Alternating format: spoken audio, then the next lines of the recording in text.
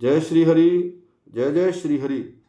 मैं आचार्य रामनजर शास्त्री, श्री हरि धाम फतेहाबाद आगरा से आप समस्त सनातन धर्मावलंबी भक्तजनों को, समस्त देशवासियों को हिंदू नववर्ष 2082 की बहुत बहुत शुभकामनाएं।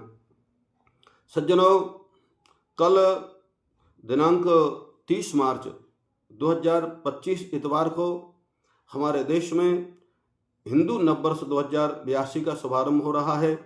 हम समस्त हिंदुओं का कर्तव्य है, देशवासियों का कर्तव्य है कि कल बड़े ही उत्साह से और बड़े ही आनंद से नववर्ष मनाएं। बड़ा ही दुर्भाग्य है हमारा कि हम लोग 1 जनवरी को नववर्ष मनाते हैं, जबकि हमारा हिंदू नववर्ष चैत्र शुक्ल पक्ष प्रतिपदा को प्रारंभ होता है। इसी दिन ब्रह्मा जी महाराज ने सृष्टि का शुभारंभ किया था। और सज्जनों, ये वो पवित्र दिन है जिसमें वासंतिक नवरात्र का भी शुभारंभ होता है, जगत जननी देवी मैया का पूजन किया जाता है। तो हम सबका परम कर्तव्य है, समस्त हिंदुओं का कर्तव्य है कि 1 जनवरी को नहीं, हम सबको चैत्र शुक्ला प्रतिपदा को हर साल हिंदू नववर्ष मनाना चाहिए। हम किस प्रकार से नववर्ष मनावें? प्रातःकाल ब्रह्म मुहूर्त में स्नान आदि से निवृत्त होकर के, पवित्र होकर के आप अपने घरों पे ध्वजा लगाएं, ध्वजारोहण करें, ध्वजा पताका बंधनवार से पूरे घर को सजाएं, पूरे घर की सफाई करें। और सज्जनों, बड़े ही उत्साहपूर्वक घर में खूब मिठाइयाँ बनाएं, अनेक प्रकार के मिष्ठान वितरित करें, आपस में गले मिलें और बड़े ही श्रद्धा भाव से आप नववर्ष को मनाएं। और एक और विधि है, आप ध्यान से सुने।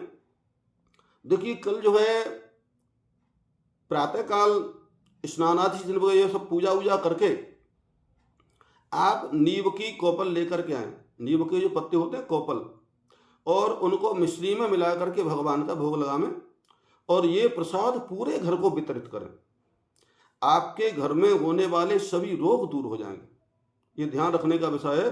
कल नववर्ष है, नीम की नई कोपल लेके आए, मिश्री में मिला करके भगवान का भोग लगा करके सबको वितरित करें, इससे रोग दूर होते हैं। ये आप अवश्य करें। और कल नवरात्र भी प्रारंभ हो रहा है, वासंतिक नवरात्र है। आप लोग घर में खूब कलश स्थापना करें, जगत जननी जगदम्बा माँ दुर्गा का पूजन करें, क्योंकि ये बड़ा पवित्र समय है पूजा का। और यदि संभव हो किसी विद्वान आचार्य को बुला करके घर में दुर्गा पाठ करावें, अथवा स्वयं आप चाहें तो नित्य प्रति नवारण पारायण के हिसाब से रामायण का पाठ करें।